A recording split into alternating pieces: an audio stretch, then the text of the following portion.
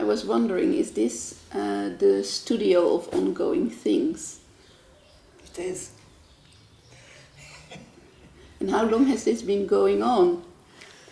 Well, it has been going on actually here for 20 years, but in a big way, it's been going on basically all my life. After I kind of finished the army, started high school, and since then I'm in the institute. It's a general title, the Institute of Ongoing Things, and it's also kind of a big collection of a lot of your work.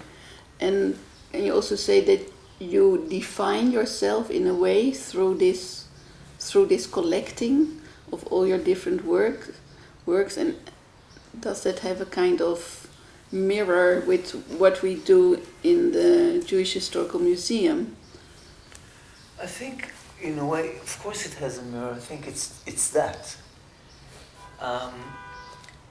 The title of the exhibition, in a way, brings together all these things which come from different, let's say, fields of art, in a way.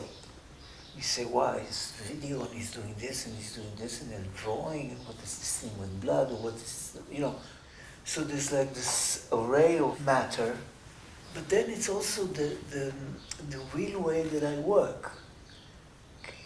Because I'm in a process. The family of brothers, for instance, they have no mothers, they have no fathers, they have no sisters. They're men and they're totally self-produced. So this is kind of like sci-fi gender, which is not so far away from us, self-production and things as such are being already like tried in laboratories and such. The whole era, or like the whole area of lies, because as artists you must be a good liar. Okay, as a good artist you really have to be a good liar. So you can become a liar very fast today, very easy today, because people believe pictures. Mm-hmm. Show me a picture. Okay. So you work in those realms, and you have to kind of like take a point of view about this whole thing, like what's in and what's out. What are you using? What is using you? How vulnerable you can become or not become by working or dealing with a certain subject. The art is capable or incapable of taking this race. So I think it's much more about education, containment, understanding. It goes to like human resources, human needs. It's not an easy exhibition, but it's an exhibition which brings hope, I think. In what way? Because I use a lot of horrible things in a different way. And those inside polarities in the show kind of create a way out. But why did you make it after you visited the museum? Was it something in the museum there was something about the museum. Well, the museum, as you know better than anybody else, is full with artifacts and relics and Torahs and whatnot. We don't have in Judaism like a calming, like for the Muslims, they have this. It's a bit. It's like meditating. They walk around and they do this. We don't have this here. So I thought it would be an interesting idea to kind of like take this idea of calm or meditative in a certain way and turn it into something which kind of like wakes you up, not necessarily provides this kind of meditative treatment. And then, of course, it looks good for the eye. It looks good for the eye, but it feels bad for the body. So there's always this line in, I would say, all my works, that certain or several things that kind of like play with each other.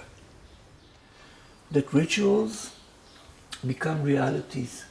They really become realities. And by creating new rituals, you create or try to create a new reality or a different reality or a removed reality. This is basically the reason I use rituals. The Jar with the Nails is a work that I started many years ago after an accident, and where the first activity I could do after being in bed for several days was to cut my nails. So I started cutting my nails, and that was like a treat for me in the hospital because everything was broken. So just the ability to, you know. So after I went out of the hospital, I decided to keep on doing it. So it became sort of like this lifetime project. So, but that's then something really of your own body. Yeah.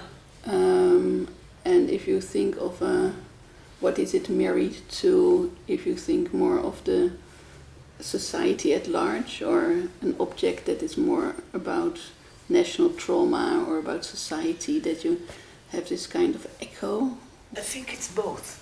The statement about this exhibition should be is resentment to violence, amongst other things. You know, this is like really the core. The core of The core the idea. Yes, and so I don't know. I thought about some way out to kind of like please, which is not a lie. You know, this is really true. Yes, But the can you trauma think is in there. Yeah, The trauma is in there, from all kinds of reasons. You know, it's like my parents, myself, you know, the whole society around us. Every man in this country is traumatized in some way. Because of the army. Because of the army, because of the politics, because of everything. I'm talking definitely about the men that were in the army. They're really, they're traumatized. And I think this whole culture is traumatized. I went, it's traumatized and it's totally brainwashed. I went to sort of a festivity in the middle of the first part of my son's training in the army. And there were these whole families that came with T-shirts saying in Hebrew, of course, saluting you, Lior. Lior is the guy. And it was like the mother, the father, the tata, the tutu, all the children, the grandparents. And it's like, wow, they're so brainwashed. Nothing about we miss you, we always think about you. Come home fast. Take care of yourself. In some of the videos, I'm trying to achieve a deeper or broader understanding dealing with traumas, all kinds of traumas. Traumas, in a way, are very sticky. They stick in a social way, in a personal way, society, etc., etc. So this is one thing. How do you deal with traumas? Let's say the video with the swastika chair, which is, again, this particular trauma that we're talking about, has to do with taking a an image which we associate with the most horrible thing, but impregnating it with an invitation to sit. And here is a small version, huh? Yeah, this small version with clothes. Meaning, this can be home, in a way. Or, whose home is it? What's the use of this? Who's sitting on it? How do you use the strength or power? Because, after all, it's scary. In a way similar to the swastika chair, because here it's the good and the bad. Okay, we know some things about Buddha. There's some stories about Buddhas, which are not good. But as a whole, he's a godly figure, worshipped, etc., as opposed to this haircut, which says it all, right? How can you differentiate a person by his haircut? Because half of the globe is walking around with haircuts like this, okay? So it's exactly this thing where it's so